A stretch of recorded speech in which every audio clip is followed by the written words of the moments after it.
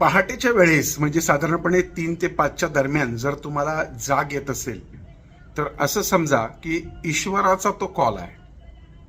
सर्वच धर्मामध्ये पहाटेची ही वेळ अत्यंत महत्त्वपूर्ण मानली गेलेली आहे.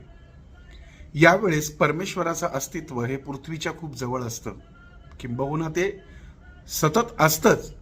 परंतु तुमच्या आत्म्याची आणि ईश्वराची कनेक्टिव्हिटी ही पहाटेच्या वेळात होते. त्यामुळे जर पहाटेच्या साखर झोपेमध्ये जर तुमची अचानक झोप उघडत असेल, तुम्हाला जागरूकता येत असेल, जाग येत असेल, तर निश्चित समजा परमेश्वराची तुमच्यावर कृपा आहे. आणि अशा वेळेस एक 5-10 मिनिटं हात जोडून परमेश्वराचं नामस्मरण करा. ध्यानधारणा करता आली तर करा. आंघोळ करायलाच पाहिजे असं नाही, अंथरुणावर बसून सुद्धा मनोभावे आपण त्या परमेश्वराचं नामस्मरण करू शकता. असा नेहमी करा. तुम्हाला काय अनुभव येतो तो मला जरूर कळवा.